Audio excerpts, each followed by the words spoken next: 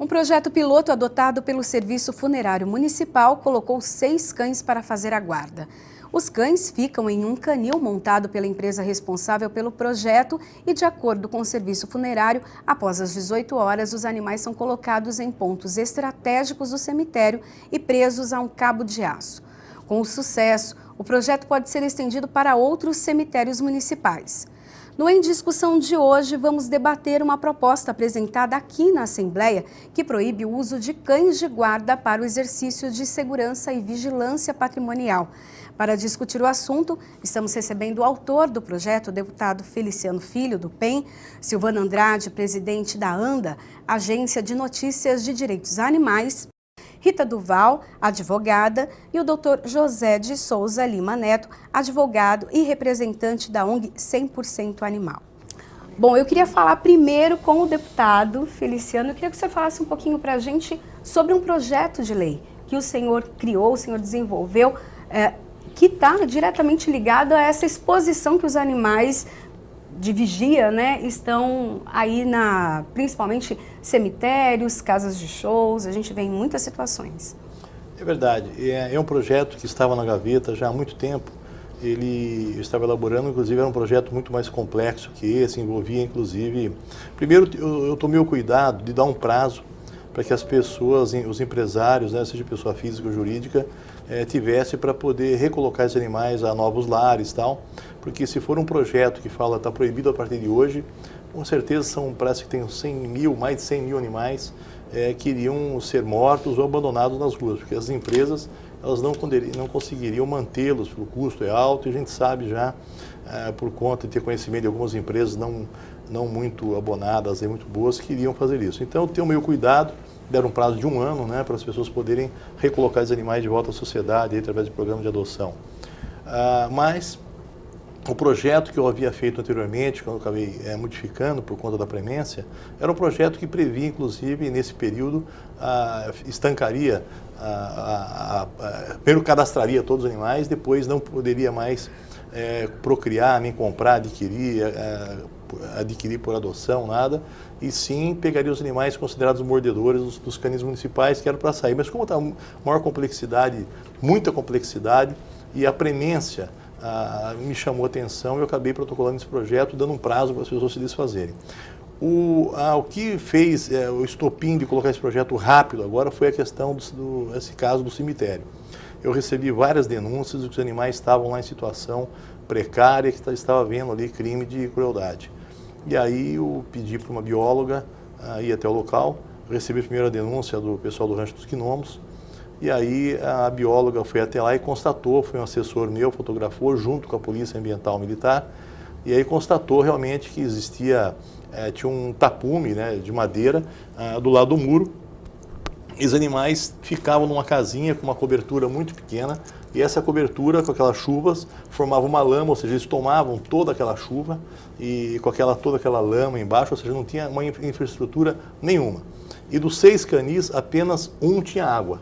No momento que foram lá, comida nenhum tinha, mas comida eles poderiam alegar que dava comida em determinada hora, agora a água não. A água tem que estar presente todo o tempo. Então não tinha água, só tinha água em um canil, isso comprovado pela bióloga, pelos policiais militares e pelo meu assessor, que foi lá e fotografou tudo junto com os demais. E também à noite, quando eles colocavam os animais em cabo de aço, eles passavam muito próximo do muro, e tinha um local, inclusive, que podemos perceber pelas fotos, que era um concreto que fica em cima de uma torneira, de um cavalo de torneira, e pela distância da corrente os animais poderiam, falar poderiam, porque eu não fui até o local, segundo denúncias, pular o muro e ficariam pendurados, talvez enforcados. E foi encontrado também a bacia de ração do cachorro dentro de um túmulo, junto com uma caixa de ossada humana.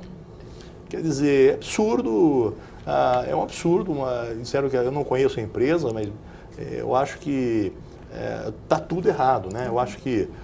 e outra coisa, não dá para a gente discutir, participei de um programa de TV ontem, inclusive com um dos responsáveis da Secretaria de São Paulo, dizendo que era por conta do patrimônio público, mas eu acho que a vida do animal está em primeiro lugar do que a questão do patrimônio. Então a alegação que se coloque aí a gente vai debater isso, né, daqui para frente.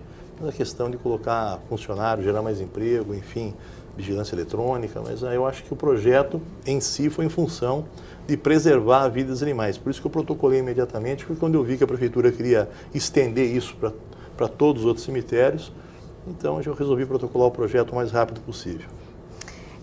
Silvana, você como presidente da ANDA, né, Agência de Notícias de Direitos Animais, como você vê, né, uma notícia como essa?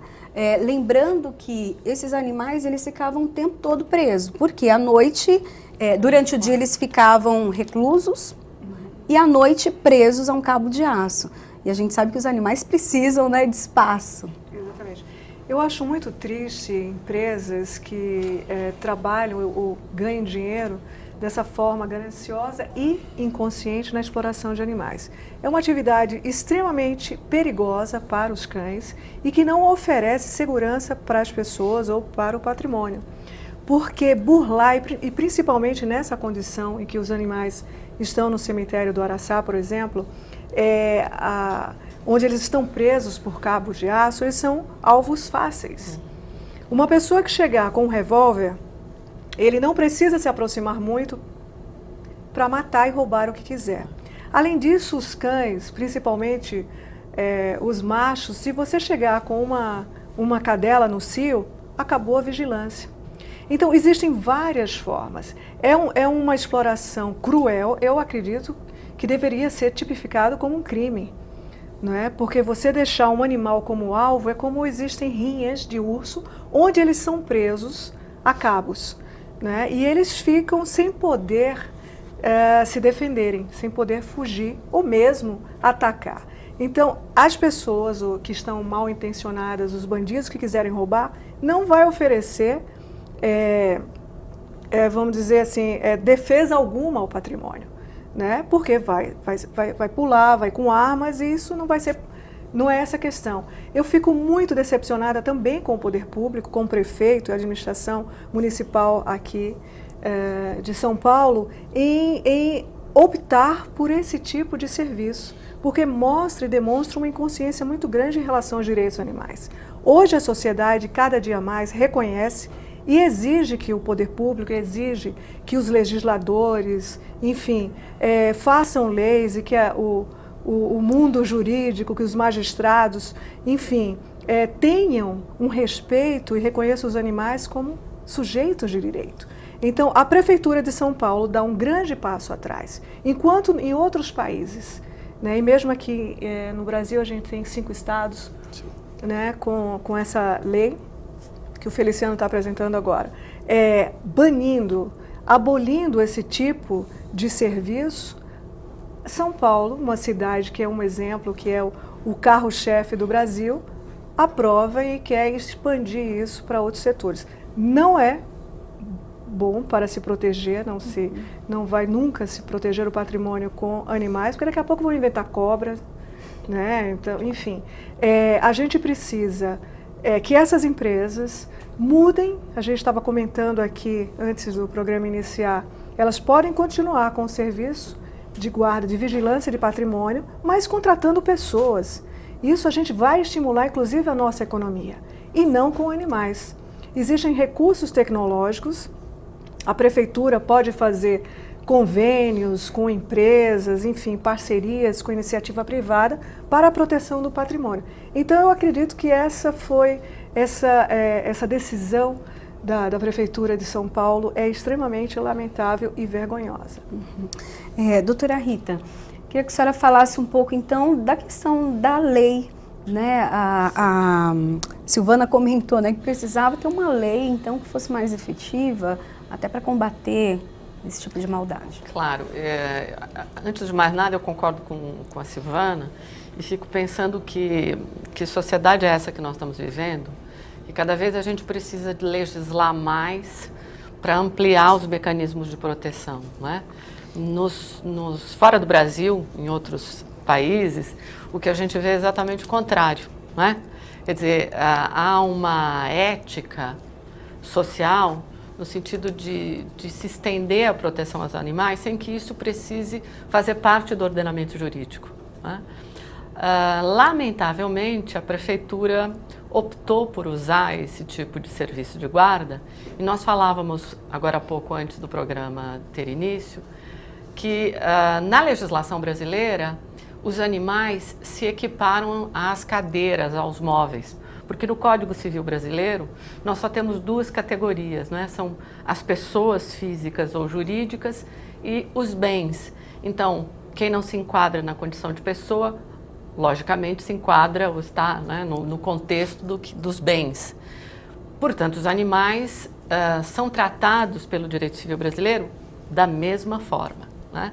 Nós falávamos também que nos causa surpresa e constrangimento, inclusive, o fato de que se pensa em preservar ou proteger o patrimônio, né, fazendo uso e colocando em risco a vida de seres vivos. Então, é necessário, sem dúvida alguma, que essas discussões sejam feitas. O projeto do deputado vem exatamente nesse sentido, né, provocar e promover essa discussão, além de, obviamente, criar essa série de regras e proibições, mas também de chamar a atenção, e aí, não é, Silvana e doutor José, é necessário que essas discussões sejam feitas para que a população, para que a sociedade brasileira faça essa reflexão, não é? Vamos mudar essa legislação, porque mesmo quando a gente fala, por exemplo, da legislação ambiental, o crime contra o animal é considerado um crime contra o meio ambiente. Então, o animal não é entendido como um ser vivo na sua individualidade, né? O que se preserva, o que se pretende proteger é o meio ambiente. O dano é causado contra o meio ambiente, tendo a sociedade como vítima e não aquele ser vivo. Então, essas mudanças, sem dúvida alguma, precisam ser promovidas e essas discussões, cada vez mais, devem ser levadas a cabo, sem dúvida alguma, né? Ok. Doutor José, eu queria que o senhor falasse um pouquinho da ONG 100% Animais. Qual o trabalho que é realizado lá? A 100% Animais, ela é focada na proteção realmente nós estávamos conversando antes, da proteção em si de todos os animais. Porque existem algumas instituições, principalmente aqui em São Paulo, muito boas, por sinal, que focam uma proteção mais objetiva, cães, gatos, né? E a 100% Animal não só ela leva em consideração isso, mas também com relação aos outros animais. Há um exemplo que eu posso dar com relação àquele leão, lembra? O leão, esqueci o nome dele agora, que ele foi tirado, se não me engano, lá de Porto Alegre, que ele estava sendo maltratado, estava na casa de uma pessoa. Eles também cuidaram da transferência desse leão, se não me engano, veio agora aqui para... Paraná. Isso, do Paraná, veio agora para cá, Paraná, 100% estava junto com relação à parte educativa, né? Isso é muito importante para a parte educativa. Eles apoiam muitas pessoas físicas normais mesmo, que querem ajudar, e elas acabam acolhendo sempre os cães, acolhendo muitos cães acabam virando quase acumuladores. Então eles ajudam no sentido de organizar isso, de angariar doações de rações, organizar. Eles fazem um programa muito legal de mutirão, às vezes de final de semana. Pega o pessoal e vai nesses lugares, eles com certos canis arrumam tudo, deixa os cães realmente com uma qualidade de vida ali para depois vir e facilitar as adoções. Eles têm um programa muito legal também, que eles levam os cães nas empresas. Então tem uma empresa, a empresa está trabalhando aqueles cães para serem adotados, de repente chega a 100% com os cães, e aquela pessoa está estressada, estava trabalhando, ela tem uma meia horinha para se desestressar, brincar com os cachorros, tal, e talvez até adotar aquele cão que estava lá. Então são programas focados realmente na proteção animal, educativa, e acima de tudo trazer a sociedade para discutir isso daí. Então é muito interessante, eles querem, concordam com a lei, né, a 100% concorda, porém entendemos que uma discussão entre toda a sociedade, né, para essa lei, pelo menos São Paulo, darmos o exemplo, e até mesmo através do projeto do próprio deputado, para que não aconteça ou diminua o risco que está acontecendo nos outros estados, que são acionando o judiciário, considerando às vezes a lei inconstitucional, algumas coisas, porque a sociedade não foi chamada à discussão. Então o nosso entendimento realmente a utilização desses cães na posição da 100%, é uma presunção assim, de que um maltrato assim, para o animal que é arcaico até, vamos chamar assim, é bem arcaico. Aqui no nosso país, a responsabilidade social que deveria estar em alta, incluindo o meio ambiente, incluindo os animais, é um passo atrás realmente. Não ter a governança, principalmente, desse caso da Prefeitura de São Paulo, a governança da administração pública com relação a isso é zero, é nada. Lamentável. Porque em vez de dar exemplo, ela praticamente utiliza esse meio para que se tenha algum benefício com relação à segurança do patrimônio público, só que, vamos lá, existem as guardas municipais, eles são para isso também. Existem a segurança privada, existem projetos com parceria público-privada, diversas outras saídas, em vez da utilização e o maltrato, os maus tratos a esses cães especificamente.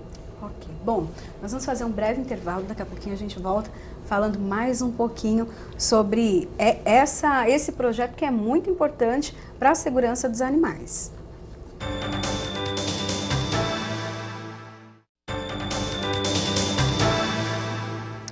O programa em discussão está de volta e nós estamos falando sobre o projeto de lei 58 de 2015, de autoria do deputado Feliciano Filho, e que dispõe sobre a proibição da prestação de serviço de segurança e vigilância patrimonial por cães de guarda no âmbito do estado de São Paulo. Deputado, em que trâmite está já o projeto? Qual o próximo passo para que ele seja o quanto antes vir uma lei? Eu acho que dentro de alguns dias ele será distribuído às comissões e começará a ser aí discutido dentro dessas comissões, né? Agora, eu queria até colocar, eu fui procurado inclusive por uma pessoa, porque assim, tem os bons, tem os maus, tem uma pessoa que me procurou, e há muitos anos faz isso, só que não tem poucos cães, tem 20 e poucos cães, e ele me procurou para argumentar sobre isso. Eu estava explicando para ele sobre que o animal, todo animal, ele tem um amo, do resto ele atura, né? Então, você imagina um animal de uma empresa, doutora, que ele não tem um amo definido. Ele tem a pessoa que vai ali pegar ele do canil, deixar cada dia num local diferente, então ele virou uma máquina, esse animal virou uma máquina, virou um objeto. Então, a questão da discussão maior seria essa. Eu acho que está tratando o animal como coisa, como uma ferramenta. Então, é uma valoração muito díspare, né? Você está tratando de patrimônio com vida. E depois, olha, faz o seguinte, pega a sua empresa, coloca lá um painel muito grande, você coloca equipamentos, né, eletrônicos, e hoje todo mundo faz isso, né? A gente pelo celular aqui, a gente entra no escritório, acessa a casa da gente, vê como é que está, isso, todo mundo faz isso hoje pelo celular. Então você imagina quando você iria otimizar, né, a mão de obra da própria Prefeitura de São Paulo. Digamos que os valores que eles estão querendo empenhar nessa questão de segurança, se ele colocasse uma sala com alguns vigilantes e colocasse câmeras e alarme nesses sensores em todos os cemitérios, né, e com câmeras, né, infrared, né, quer dizer, que enxergam no escuro. Então, a partir do momento que você aquelas câmeras infravermelhas têm uma resolução muito boa. Então, a partir do momento que disparou o alarme, na hora eles vão olhar pelas câmeras onde é que está o meliante e aciona a guarda municipal. Que não precisa nem, sabe? Agora, com relação às empresa privada que vai fazer serviço para outras empresas, vai aumentar realmente, gerar mais emprego, tem muito mais, tem pai de família aí querendo trabalhar, profissionais que já eram da área, que estão afastados por conta da crise. Então vai restabelecer uma plenitude aí dentro das pessoas que estão afastadas. Então eu acho que não tem ponto negativo, sabe? Então essa questão de colocar animais, isso é uma atividade que está fadada dentro em breve, aí o encerramento total das atividades. Acho que isso é o norte, a gente vê que os ventos estão soprando para isso já há algum tempo e cada dia com muito mais intensidade. As pessoas têm que sair na frente, ver que realmente é uma guerra insana e que parar com isso, mas já procurar outras alternativas e parar com isso, que a gente não vai parar. Tive uma discussão, ontem participei de um programa de TV e teve, né, uma das pessoas que participou do programa, trabalha na secretaria e é um dos responsáveis por isso. Então ele estava me dizendo ontem, olha, deputado, a gente está fazendo as acomodações, não perca tempo com isso, essa lei vai acabar vetando, não investe nisso. Aí no final ele falou, não, mas a gente vai fazer tudo dentro da questão legal. Eu falei, nem tudo que é legal é ético e é moral. Quer dizer, então nós temos que, não é porque é legal que a gente vai fazer. Hoje é legal matar os animais em abatedouro, em frigorífico? É legal. Mas eu não concordo que, bom, eu sou vegetariano, né, eu acho que nós temos aqui, o vegetarianismo está crescendo muito no Brasil, éramos 3%, para ser uma 6%, já estamos a 9%, né, o veganismo está crescendo muito, até eu fiquei muito feliz de ver hoje, esses dias, está fora um pouco do programa, mas eu não posso deixar de falar, um campeão de fisiculturismo agora, que ganhou esses dias, estava no site do ANDA, né, a Silvana mostrou, o cara, ele é vegano, pô, né? Então, o veganismo está quebrando paradigmas, Carl-Lewis vegano, enfim. Então, eu acho que as pessoas têm que entender muito mais essa questão de ética, legislação e moral. Né? Nem tudo que é legal é ético e é moral. Só queria que o senhor fizesse um paralelo com os cães da Polícia Militar. Porque daí eu acredito que seja a questão do emocional, né, com o animal, que é bem diferente de um do outro. Os cães da Polícia Militar é um pouco diferente, né, porque assim, eu conheço, eu já fiz várias matérias com o pessoal da Polícia Militar e eles acabam adotando, na maioria das vezes, a pessoa que treina o cão, que convive com o cão, quando o cão é aposentado, ele acaba levando para casa dele. Né, por causa desse laço de efetividade, então é muito diferente de você pegar um cão, soltar num cemitério, soltar em algum lugar, esse cão fica sujeito a envenenamento. Se o meliante quiser entrar, ele vai entrar com o cão, sem o cão. Ele vai dar um jeito de abrir o portão, tirar o cão, jogar uma cadela no cio, a Silvana disse, ou ele vai dar um tiro no cão, ele vai envenenar, alguma coisa ele vai fazer. Então por que tem que colocar, né, o valor financeiro na frente da vida? Quer dizer, como se o cão não fosse nada, deixa ele lá como se fosse. Então, isso é absurdo, isso tem que acabar e se Deus quiser, se depender da gente, vai acabar. Silvana, a gente vê então a posição ali do animal, né, do cão, como um monstro até, porque se ele está ali na porta é para afastar bandido, é para evitar crime. E não é isso, o animal, independente do porte dele, ele é amoroso, é carinhoso, tem toda uma relação. Eu queria que você falasse disso. A utilização, então, do animal até mudando o que realmente ele é, né? Não, é muito bem lembrado isso, porque eu queria só complementar uma fala do deputado. Os cães dessas empresas, além de sofrerem um abuso emocional, um abuso psicológico durante toda a vida, porque o cão ele é absolutamente gregário, ele precisa das pessoas, ele vive em matilha. E ele não tem isso. Cada dia é um condutor que vai apenas fazer o transporte. Então, você já quebra o espírito do animal e provoca uma série de consequências psicológicas nele. É verdade. Além do que essa atividade, o mundo, cada dia mais a gente pede por paz. E essa é uma atividade que faz a violência, que instiga no animal algo que ele não é.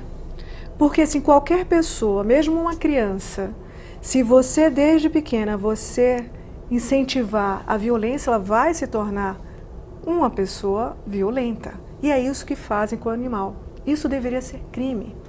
Tudo que for contrário à paz deveria ser criminalizado no país. Né? E essa atividade faz isso. Então, os animais, eles são principalmente de raças como Rottweiler, como o pastor alemão, o Fila, né? O Doberman. Então, a gente teve na década de 70 o Doberman, que foi demonizado com aquele filme, A Profecia. Tinha um medo danado. Né? Então, era... né? E aí depois a gente, o pastor alemão, ele não foi, ainda é considerado uma raça violenta, mas como ele é policial, usado na polícia e de outras formas, ele ainda é um pouco resguardado. Mas o Rottweiler e mais recentemente o Pitbull, eles sofrem discriminação de todos, porque eles são abusados por pessoas de rinhas, criminosos de rinhas, pelas empresas, né? Então, por essas atividades. Então, acaba a sociedade, gerando na sociedade, mesmo quem gosta de cães, preconceito para com eles. Então, a gente tem aí uma série de por trás dessa atividade. Então, a discriminação de raça, é a exploração de animais, é a incentivação de violência. E se você usa métodos, como foi citado aqui, por todos, como câmeras, como pessoas, numa vigilância, além de ser mais efetivo, você trabalha por uma sociedade mais pacífica. Então, quando a gente na ANDA vê e noticia casos de cães, como a gente teve agora essa semana, uma mulher foi morta no Rio Grande do Sul pelo próprio cão. Só que, o que ela fazia com o cão? É uma reação, os animais eles reagem. Então é preciso também se contar a história desde o começo. Não é? Uma orca, ela reage, um golfinho reage, um elefante explorado em circo reage e os cães reagem. Então não existe raça agressiva. Existem raças que sofrem mais a violência por parte de humanos. Essa atividade, do ponto de vista ético, do ponto de vista, eu espero que moral, que a sociedade já tenha uma compreensão maior sobre isso, deve ser abolida pelo bem, inclusive, nosso, né, da nossa sociedade. Agora, você imagina, eu queria fazer um parênteses nessa questão, você imagina o cachorro, ele está treinado ali para atacar quem quer que seja. Sim. Você imagina cai uma pipa, um balão, uma criança pula o muro para pegar uma pipa, um balão, alguma coisa, ela é estrocidada, quer dizer, ela é morta. Esses dias não foi noticiado, aquele cidadão rapaz, que foi na casa da mãe, pulou o muro, os 7 cães da mãe lá, matou ele. Você imagina uma criança que está correndo na parte, ele entra lá de uma forma sem saber e acaba em qualquer lugar que... E a responsabilidade civil disso? Como é que fica? Né? Então não é, as coisas não são assim. É um âmbito assim que não é só aquela, igual nós estamos falando, não é só o fim. Né? Zerar furtos, por exemplo, proteger o patrimônio. Aliás, doutor, se você me permite, a responsabilidade da prefeitura com relação a um possível crime que decorra dessa vigilância. Tudo solidário, né? Tudo solidário. Mas pela parte, o problema da prefeitura é que até ser responsabilizada por alguma coisa... Mas de qualquer maneira, o poder público também precisa pensar nessa questão da responsabilidade, não só sob o ponto de vista legal, mas sob o ponto de vista da imagem. Sim. Nós estamos tratando da prefeitura do município de São Paulo. Da maior cidade da maior cidade. E é preciso lembrar também da responsabilidade se um desses animais forem mortos. Porque é um crime contra eles, é um assassinato, e alguém precisa se responsabilizar, solidariamente ou não sei como que isso, deveria, que tipo de contrato foi estabelecido. Na nossa legislação, nós vamos recair na questão do crime ambiental. Então, a morte do animal vai ser tratada nesse âmbito. A competência para a investigação. Exatamente. Não vai ter a punição. Então, não vai ser aquela coisa mais objetiva. Não, você não tem uma punição efetiva, porque é um crime contra o meio ambiente. Então, quem é o responsável? De quem é a autoria? Né? Fica difícil você encontrar o verdadeiro responsável e você, de alguma maneira, alcançar a empresa que faz uso desses cães. E se encontrar, a punição também, né? Multa? Multa. Para a empresa, pessoa jurídica? Eu gostaria de relembrar aqui um caso que sirva de exemplo, como a gente está falando de punição, e que o valor que se dá à vida de um animal, seja ele de qualquer espécie no Brasil, quase nenhuma, e fora do Brasil a gente já tem os animais como seres sencientes no Código Civil da França, os crimes contra animais sendo julgados igualmente como crime contra pessoas no Oregon, nos Estados Unidos. E teve um caso que eu acompanhei de perto, vou relembrar, que foi em Vancouver. Um CEO de uma empresa foi flagrado pelas câmeras do elevador, dando tranco na cachorrinha e chutando de leve. Ele fez só isso. Então, aqui as pessoas fazem comumente, né? Alguns até acham que é corretivo, educativo aquilo. E este homem, ele perdeu o posto de CEO, pagou uma multa de $100 mil para a SPCA construir um abrigo, condenado a 2 anos de serviços comunitários, escreveu uma carta pedindo desculpas à sociedade e a empresa escreveu uma carta também pedindo desculpas pela conduta do ex-CEO. Então, é tudo muito diferente. Né? Então, é preciso que o Brasil, porque não é que a gente não tenha o mesmo espírito, infelizmente, os governantes, as autoridades, os legisladores, não é o caso do Feliciano, que é preocupado, não acompanham o avanço moral da sociedade, porque as leis precisam acompanhar. A doutora estava falando no começo, aqui a gente é um cipoal, né? Sim.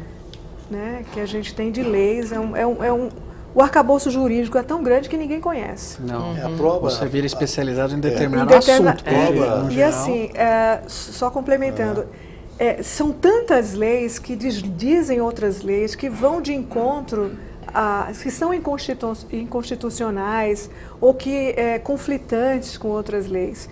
A Suíça, por exemplo, eu acho que o parlamento deve aprovar umas 7 leis por ano. O sistema é diferente, né? Né? Suíça, Inglaterra, Estados Unidos, o sistema é o um direito pouco diferente. anglo-saxônico, É né? diferente do nosso. diferente.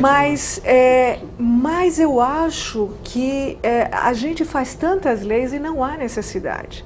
Se houver um entendimento das autoridades, se os magistrados também entenderem dessa forma, que eu acho que tem muitos aspectos do direito anglo-saxônico que são muito interessantes e que promovem grandes avanços de uma forma mais rápida. E o que falta um pouco no direito romano, né? Mas a gente não precisaria de tantas leis. Sim. Silvana, a maior prova disso foi aquele trabalho que nós fizemos, eu, o pessoal do Fórum, toda a Vânia Túlio. Nós fomos 7 vezes a Brasília, porque lá em Brasília estavam se reunindo 17 juristas de todo o Brasil para a construção do anteprojeto do Código Penal. Nós fizemos um trabalho, o grupo, não fui eu, o grupo todo, um trabalho primoroso.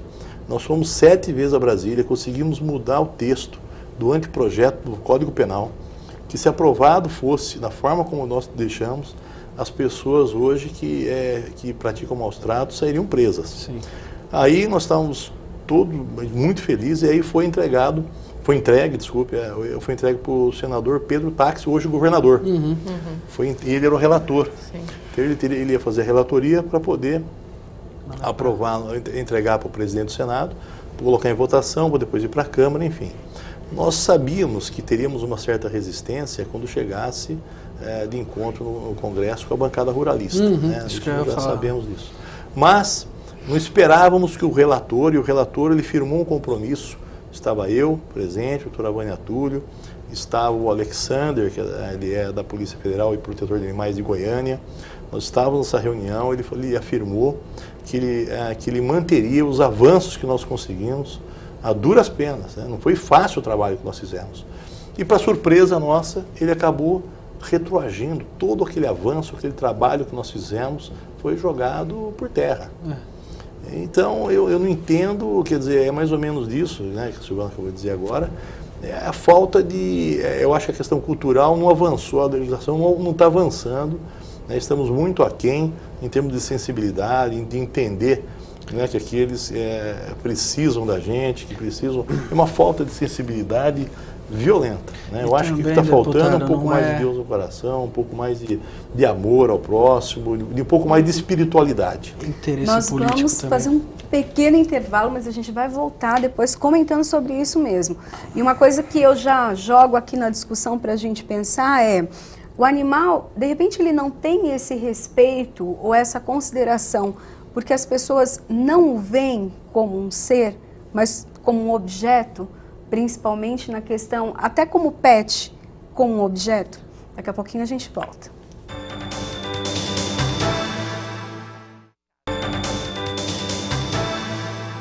Estamos de volta com o programa Em Discussão.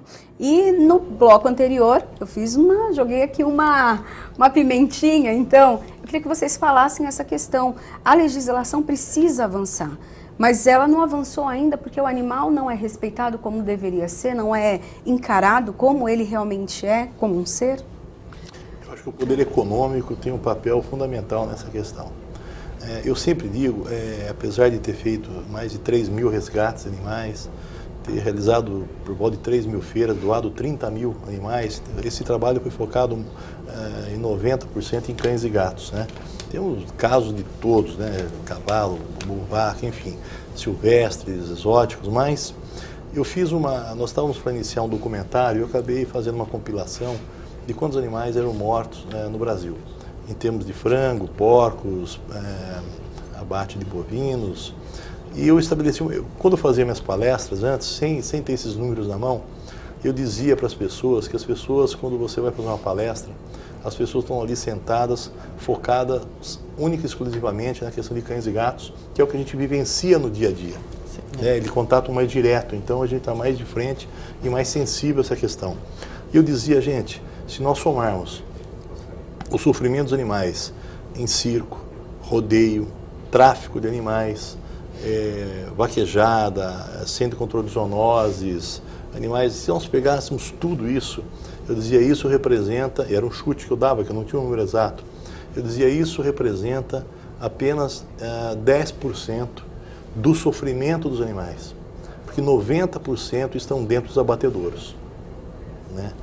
E é verdade isso, né? Só que o que os olhos não veem, o coração não sente, né? Paul McCartney que diz, né? Se os frigoríficos fossem indivíduo, o mundo seria vegetariano. Claro.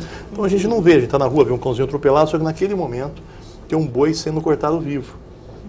Acabei uma palestra um dia e um cidadão que estava sentado na frente, ele era veterinário de um abatedouro.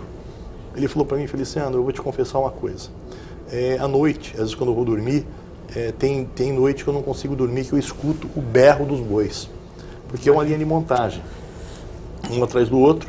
Conforme o cara dá com a pistola, às vezes o boi vira a cabeça, pega no olho. E o cara, você acha que ele vai esperar para dar outro? O outro já levantou o boi, porque é muito rápido. Sim. Já levantou e o outro vem com a motosserra. E ele estava me dizendo que à noite tem dia que ele tem que tomar calmante para dormir, que ele escuta o berro dos bois. Então, se a gente for quantificar a questão de sofrimento, né, tem aquele vídeo do Suplina Rosa, o gado voltando, que ele sente o cheiro do sangue, o cara dá choque para ele continuar, o porco subindo em cima dos outros, quando ele vê que ele vai ser morto, caminhando em cima dos outros porcos para fugir da morte, quer dizer. Então, essa questão ela é muito triste, demandaria um programa inteiro para a gente discutir isso. Sim. Mas, por isso que eu digo que o poder econômico é um poder mais avassalador com relação à questão de maus tratos. Os criadores que colocam as matrizes para criar. Esses dias mesmo teve um depoimento de uma pessoa veterinária que trabalhava, pediu demissão, que tinha uma cadela que estava mais velhinha, ela já estava quase exaurida, tanto procriar, que são esses criadores de fundo de quintal. Inclusive, eu protocolei uma lei aqui, que é igual a minha de Campinas, para acabar com o criador de fundo de quintal vendendo animais em pet shop, né, que é a lei do certificado de origem, né, que é onde o vendedor, o comerciante é obrigado a emitir um certificado de origem, onde consta o nome e o número do criador na associação ou kennel a qual ele pertence, que são aqueles caras que faz por hobby, não por produção, né, indiscriminada. E a cachorrinha ficou doente. Ele perguntou quanto vai custar para curar a cachorra. Vai custar uns 350, 400 reais. Ele falou, pode matar. Não vale a pena. Então, para ele, isso funciona como máquina. Se a gente for falar em termos de sofrimento, em quantificação, eu não estou falando em intensidade. Intensidade é testes com animais. É intensidade. O animal fica numa paredinha, dentro de uma caixinha de 40 por 40, sem receber o carinho. Ele só recebe a mão humana quando for pegar ele para fazer teste, depois devolve ele para ali. Tem um sofrimento contínuo, crônico, não é intenso, tópico. Né? Ele é intenso, ele é contínuo. Agora, se a gente for falar em quantificação, realmente é abatedouro, né? Abatedouro não tem comparação no mundo inteiro. Então, por isso que eu falo que o determinante para isso realmente ainda é a questão econômica. Silvana, e quando a gente vê essa questão da exploração do animal, dá para fazer um paralelo com a exploração humana também? Não, sem dúvida. A exploração animal é reflexo da exploração humana, a desconsideração animal é a desconsideração humana. Só para a gente assim, fazer um exercício muito rápido com uma única espécie, o cão, que é o mais próximo, né, dos humanos, existe uma rejeição ainda grande a animais pretos, o que reflete ainda a rejeição da sociedade aos negros.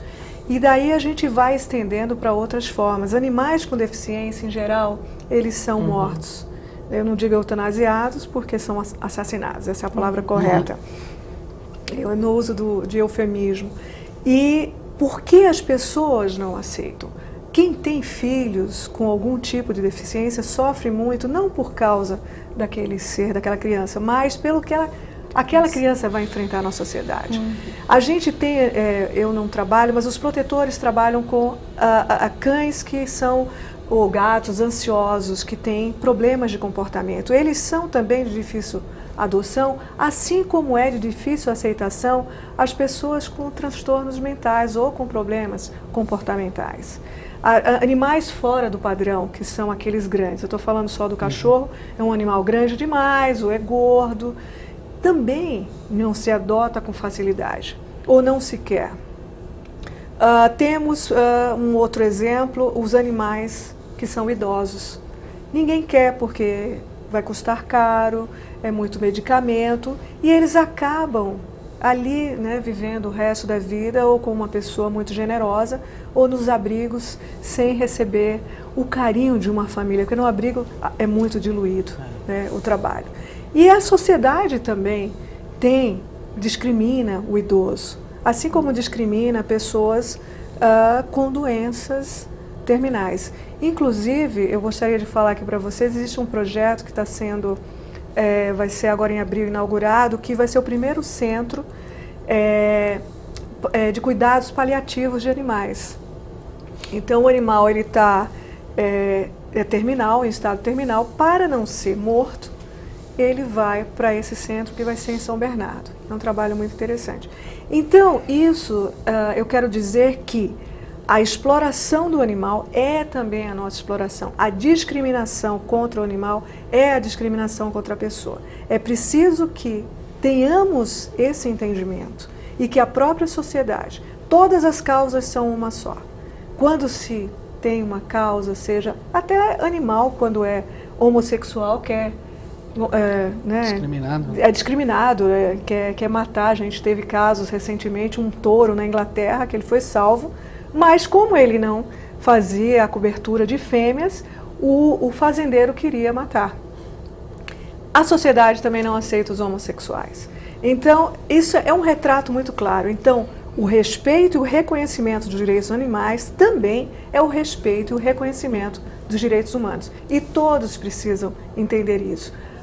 As feministas precisam entender que aí não sei nem se eu posso colocar uma questão muito polêmica aqui, mas é preciso ser feminista com todas as espécies e não ser apenas com as mulheres, porque aí no caso é só mulheristas, né? Então, a exploração de vacas pela indústria leiteira, a exploração de galinhas na indústria de ovos e outras formas de exploração do feminino de outras espécies também precisa ser combatida por todas nós mulheres aqui, né, porque afinal somos todas fêmeas. Então a conexão é absoluta e a gente precisa avançar e reconhecer o direito de todos, sem qualquer preconceito. Doutor José, uma coisa está aqui martelando na minha cabeça. Com a aprovação dessa lei, virando, né, lei, esses animais, eles vão para abrigos? Não, na verdade, assim, a lei ela prevê um ano para que as empresas, pessoas físicas e jurídicas, dê a destinação correta, que seria a adoção. Encaminhar os animais para adoção. Os abrigos são superlotados e não tem a responsabilidade nenhuma de receber um animal de uma empresa que oferiu lucro a vida inteira, explorou os animais. Então é de responsabilidade deles, né, dar uma destinação correta aos animais. Que seria a adoção. Sim. Daí a gente já vê para a questão da ONG, e daí são animais de grande porte, com histórico de violência, de guarda, né, de guarda, e dificulta ainda mais a adoção, não? O que no caso o projeto virando lei, isso poderia ocorrer e também uma coisa preocupante poderia acontecer, que pessoas normais adotassem os cães para que eles fizessem guarda para eles. Eles continuariam fazendo guarda, mas para as casas, para as pessoas, o interesse seria em benefício da proteção do patrimônio deles. Hoje, normalmente, dando o exemplo que a Silvana estava falando, pastor alemão, Doberman, eu tinha um Doberman, meu Doberman era a coisa mais linda, ele era marrom, não mutilei, né? Não cortei a orelha, o rabo, nada, e só que chegou um determinado momento que acabei doando ele até para o canil da Polícia Militar. Meu pai era da Polícia Militar e ele foi lá, foi super bem tratado. Depois, quando ele aposentou, o policial ficou com ele, mas no caso pode correr esse risco. E no caso a ONG, teriam os abrigos, poderiam destinar para esses abrigos, mas como o deputado falou, talvez até nos abrigos esses cães também eles não poderiam a diferença é que causar. Assim, um cão de raça é raro, né, para nós que nós já doamos mais de 30 mil animais, a gente pode falar um pouco sobre isso. Os animais de raça, é muito difícil você ver um animal de raça andando pela rua, porque ele é adotado imediatamente. Um cão sem raça definida, o famoso vira-lata, eu mesmo tenho mais de 30, a dificuldade de adotar um vira-lata comparativamente com um cão de raça, então raramente você pode andar pelas ruas e você vê um vira-lata andando, mas um cão de raça, raramente, porque existe até disputa de pessoas para pegar esse animal. Então eu não vejo dificuldade dentro de um prazo de 1 ano em recolocação de todos os animais. Eu fiz essa pergunta para a gente, lógico, para quem está em casa também não ficar com esse receio. Não, mas é tranquilo. E outra, a maioria, só complementando, a maioria desses cães, eles não são cães perigosos, aquilo que até a Silvana estava dizendo, não são cães de forma nenhuma. Eu mesmo, o Centro de Controle de Zoonose de Campinas, todas as vezes que tinha... Às vezes tinha intenção de... Porque a lei Feliciano, que leva meu nome, ela veda a matança dos animais de forma indiscriminada no estado de São Paulo. E aí o que acontece? Na lei, até a gente tentou agora, fiz uma emenda para corrigir essa lacuna, mas lá dizia que cães mordedores, viciados, que não tinham recuperação e tal, poderiam ser... Até foi uma negociação para passar, mas por quê? Porque não existe esse tipo de cão. Né? E aí a prova disso que o Centro de Controle de Zoonose de Campinas, em 3 oportunidades, soltaram na mídia que tinham cães lá que eram irrecuperáveis, tentando achar uma justificativa para poder matar o cão. Claro. Aí eu ia lá com o meu programa e com o adestrador. Eu ia lá com 2 adestradores, ia lá falar para o diretor, então, por favor, nos aponte quais são os 2 cães irrecuperáveis, mais bravos que o senhor tem aqui, irrecuperável. Ah, são esses 2 aqui. Então, pois não, pode pegar a ficha de responsabilidade, o termo de responsabilidade, que eles vão adotar os cães. Os adestradores saíram com os cães na coleira. Então, quando está do outro lado da grade, ele tem um comportamento, morde a grade, faz aquele... Nossa, esse cão é muito bravo. Teve um deles que lambeu meu rosto, para você ter uma ideia. Ele, depois que saiu na coleira, saiu na rua, ele pulou no meu e lambeu meu rosto. Então, eu acho que é muito difícil você ter um cão irrecuperável. Eu vou fazer bem rapidinho uma complementação. Mesmo os cães que por conta dessa violência que sofreram, são agressivos, eles são recuperáveis. A gente tem muitos casos... A ANDA tem noticiado bastante de pitbulls de rinha que hoje convivem com bebês. E a gente teve aqui em São Paulo galo de rinha, que isso é impossível. O Rancho dos Gnomos recuperou 40 galos conheço eles. De rinha e eles estão todos juntos. Silvana, se você me permite, vou complementar o que você está dizendo, porque a gente percorre um caminho perigoso. Se existem animais, cães que são irrecuperáveis e podem ser sacrificados, a reflexão que pode ser feita a partir daí é que talvez também possamos adotar a mesma medida com seres humanos. Não é? Se nós pretendemos construir um planeta e um país, né, começando pelo Brasil, com a cultura da paz, nós precisamos desconstruir também esses paradigmas, não é? Quer dizer, é possível, e daí eu não tenho conhecimento científico para fazer essa afirmação, mas é possível que existam efetivamente cães que são irrecuperáveis ou que são muito violentos.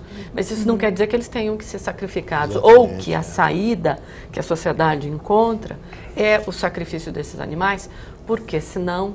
Isso também pode ser pensado para o ser humano, para os homens. E isso já é, com a pena de morte. E já é, gente, eu sinto muito, né? Essa discussão é boa porque ela vai, né, cada vez aumentando mais. Mas o programa acabou, eu quero agradecer a presença de todos vocês. E o nosso programa em discussão fica por aqui. Até o próximo programa. Tchau, tchau.